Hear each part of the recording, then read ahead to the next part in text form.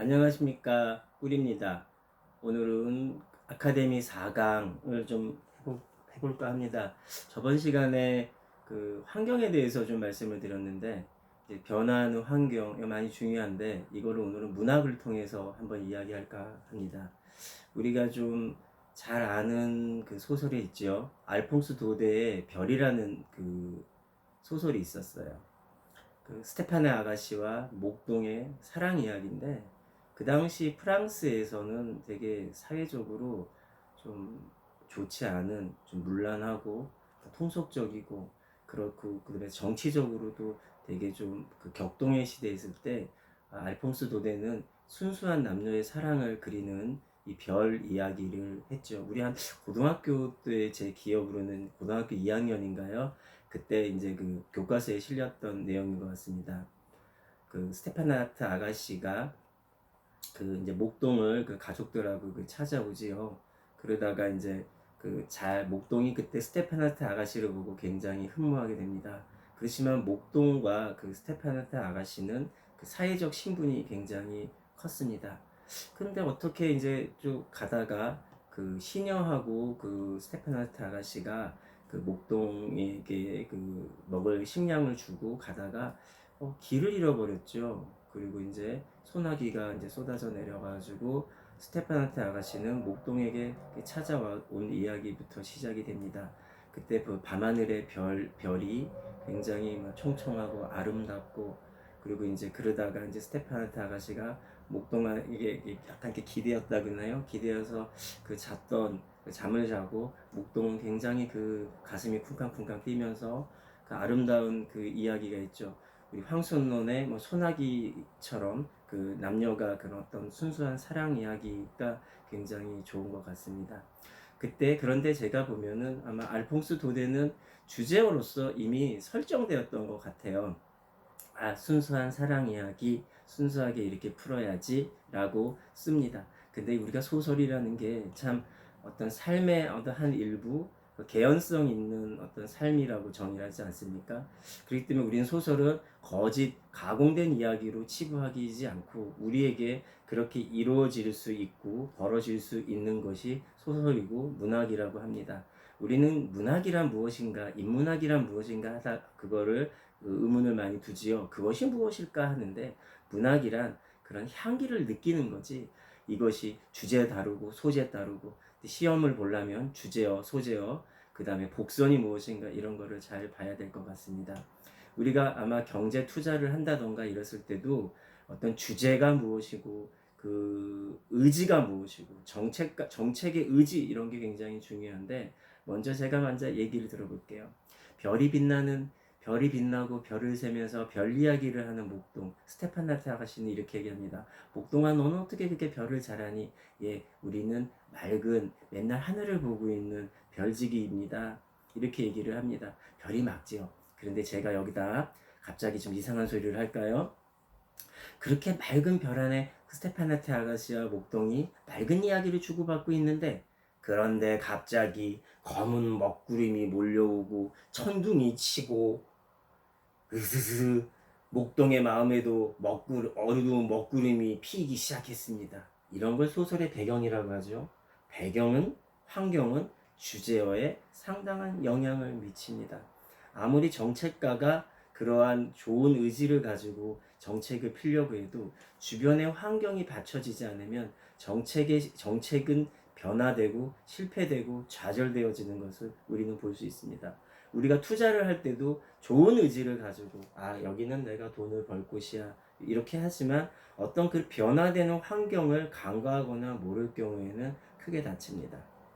아마 그렇게 먹구름이 몰려오고 목동도 이게 무엇이지 갑자기 자기의 어떤 본능의 검은 먹구름이 왔을 때, 그 다음날 스테파나트 아가씨와 목동은 어떤 관계가 됐을까요?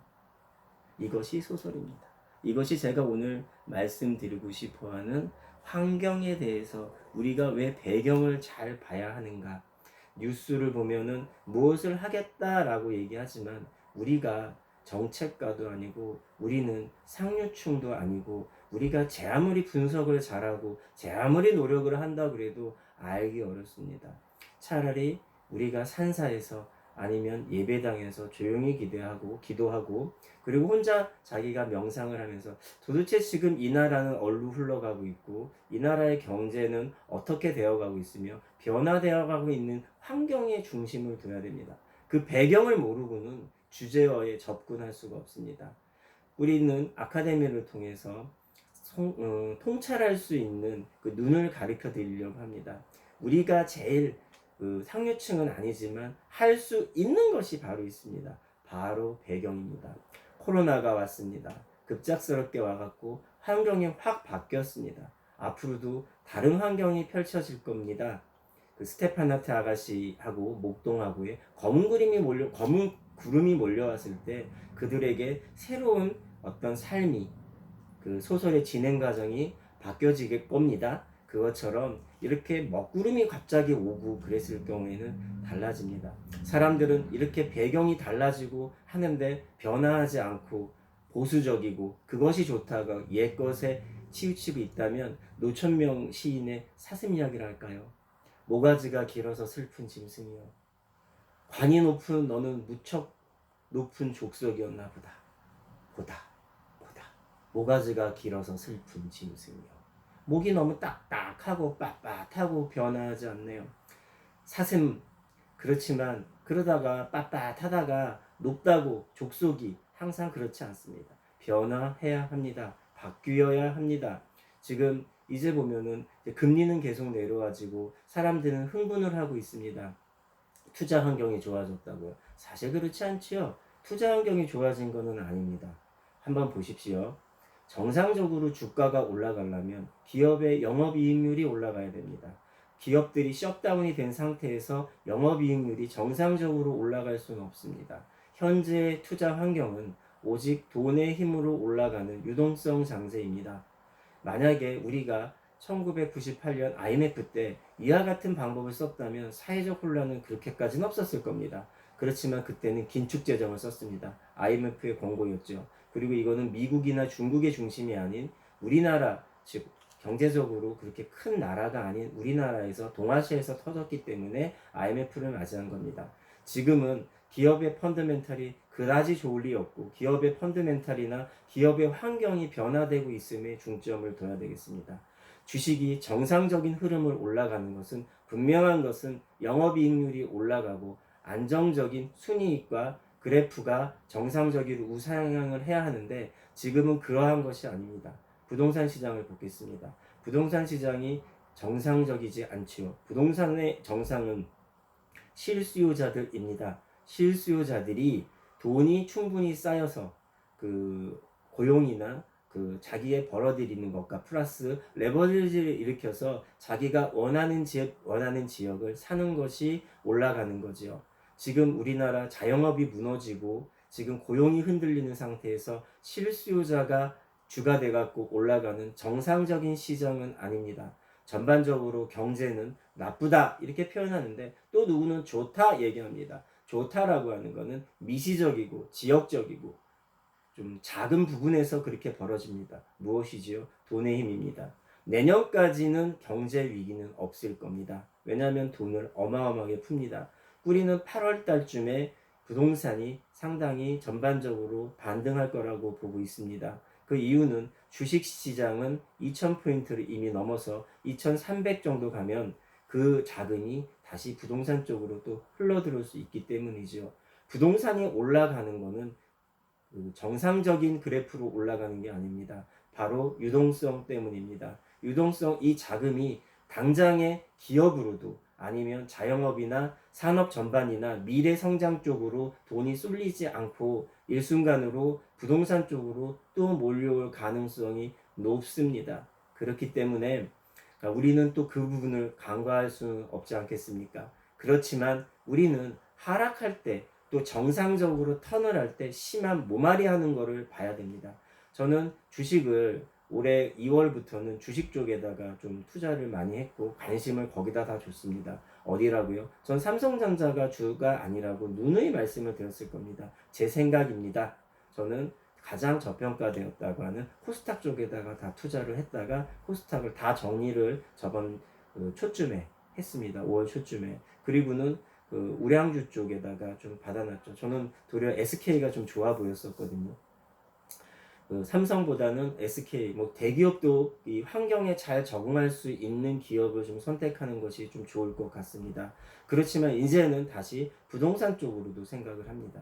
저는 부동산 쪽에서 모든 게 누가 올랐다가 하는 그 어떤 좀 단편적인 거 그걸 보지 않습니다. 우상향할 때는 계집도 다 올라가는 게 부동산입니다. 모든 게 올라갈 때 정리할 때는 도리어 정리하라고 누누이 말씀을 드렸습니다. 좀 괜찮은데 안정적인 곳에 투자해 놓으면 그것이 훨씬 결과적으로 우수할 겁니다. 잠깐 좀 말씀을 드릴까요? 서울에 저희가 투자했을 때 제가 그 한 4, 5년 전쯤에 동대문 쪽, 그 청량리 쪽이죠. 거기를 갖다가 딱 선정을 하나 해드렸죠. 많은 사람들이 거기를 샀습니다.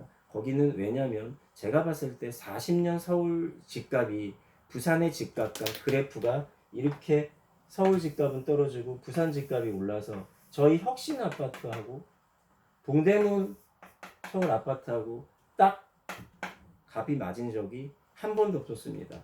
이걸 딱 이 그래프가 치고 나서 서울은 이렇게 올라갔고 부산은 이렇게 그래프를 그리고 있습니다. 지금 이쪽은 뭐 10억, 12억이 넘었고요. 지금 뭐 혁신도 많이 올라서 뭐 7억 5천 정도 가는 것 같습니다. 이때 많은 사람들, 우리 꾸리동네 사람들은 다 부자가 됐을 것 같아요.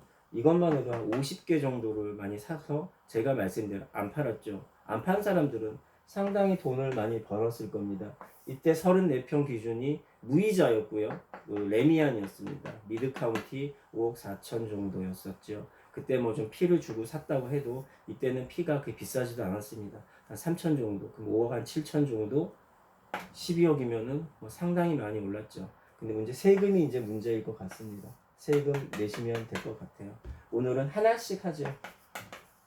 청량리. 왜 여기를 투자했느냐? 좋은 물건이 값이 내려올 때 사는 것. 그것이 뿌리의 투자 방법 하나입니다. 모든 사람들이 부자가 되고 싶다고 저한테 옵니다. 그럼 저는 그렇게 말씀을 드려요. 회사를 열심히 다녀라. 한국 사회에서는 그 직장이 있어야 합니다.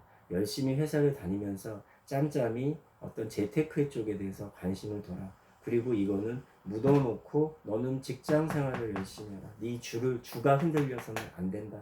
이것이 제가 아는 부자의 방법 첫 번째입니다.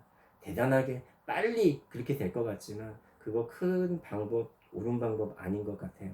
중요한 건 배경과 변화될 때 이렇게 좀 그거에 따라서 따라가고 이런 식으로 투자를 한다 그러면 나쁘지 않을 것 같습니다. 오늘 그 강의를 잠깐 정리하겠습니다.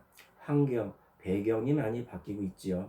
이제 곧 코로나도 종식이 될 것 같습니다. 이제 많은 그 업체들이 이제 좀 우리가 치료제하고 백신을 지금 개발 중에 있는 것 같고요. 그리고 이제 그 다우나 지금 코스피도 많이 회복을 하고 있습니다. 그리고 이제 트럼프하고 이제 좀 미 대선이나 굵직굵직한 게 있죠. 그거에 대해서 꾸리는 예측한 것도 있습니다. 근데 어찌 됐든지 간에 돈은 엄청 몰려옵니다. 상상외로 몰려오기 때문에 이 위기를 그 잠재우고도 말 정도의 돈을 무한정으로 지금 풀고 있습니다. 금리도 내려갔지요. 0.5 오늘 금리 인하를 한 것 같습니다. 더 이상 위기나 이런 거에 안주해가지고는 그냥 목이 길어 슬픈 짐승이 되지 않을까 싶습니다. 살살살 다녀보십시오. 멀리 가지 않고 부산에서도 좋은 물건들, 좀 숨어있는 물건들 많습니다. 저는 왜 꾸리는 이렇게 좀 그 임장이나 많은 사람들하고 모아가지고 왜 우리 꾸리 동네는 어딜 들어가지 않는가 하는데 저는 그거에 대해서 좀 의아합니다. 저는 부자는 모든 사람이 부자가 될 수 없다고 저는 알고 있거든요. 이 꾸리 동네 이 강의를 하면서도 제가 좀 조심스러운 건 뭐냐면 저는 모든 사람을 부자를 만들어 줄 수 있는 그 능력은 없습니다. 이미 우리는 공산주의 사회주의를 통해서 모든 사람이 부자가 될 수 없다는 걸 알았거든요. 저는 그냥 사부작 돌아다녀서 제가 알려줄 수 있는 거는 물건 서너 개, 5, 6개밖에 없는 곳 중에서 그냥 나 하나 사고 너 하나 사고 요 정도밖에 제 눈에는 잘 안 들어옵니다. 100개, 200개 모든 사람이 들어갈 수 있는 거는 미분양된 아파트나 인기가 없었고 그랬던 관심 밖에 있는 아파트들을 일순간에 들어가서 들어 올리는 건데 그거는 제가 잘 못합니다. 그건 아무래도 어떤 30대 애들이 좀 잘할 수 있을 것 같고요. 저하고는 좀 융합경제를 생각하는 저하고는 맞지 않습니다. 좀 더 잘 분석하고 들어갔다 나오는 것. 예를 들면 그것은 코스닥의 테마주 같은 거 아니겠습니까? 그 테마주에서 가격이 왜 갑자기 그렇게 급격하게 올라갈까요? 그거는 사기 때문이죠. 모든 거는 사기 때문에 올라가는 겁니다. 따라서 그런 거에 대해서는 많은 사람들하고 인간관계를 맺어놓고 좋은 정보를 갖고 앞번호를 갖고 있다면 빨리 들어갔다가 나올 수 있다면 저는 나쁘지 않다고 봅니다. 그런데 지금 투자 환경이 적어도 2년이라는 시간을 이제는 필요로 하고 일반 과세가 2년이 되었기 때문에 이제 어려울 것 같습니다. 이제 도리어 이제 8월쯤 되면 외곽에 있는 것들이 올라올 때는 저는 정리를 하고 좀 좋은 것, 좀 많은 사람들이 관심을 갖는 것, 그거에 대해서 좀 신경을 써야 되지 않나 싶습니다. 다음 5강에서는 좀 더 오늘의 4강을 이어서 좀 어디가 안정적이고 어떤 것이 사금융이고 현재 가치와 미래 가치를 어떻게 따져보는지에 대해서 알아보겠습니다. 오늘은 환경, 배경이 바뀌고 있습니다. 그 배경이 바뀔 때 보수적이라는 것, 모가지가 길어 슬픈 짐승이 되지 않기를 바라면서 오늘 강의 마치겠습니다. 감사합니다.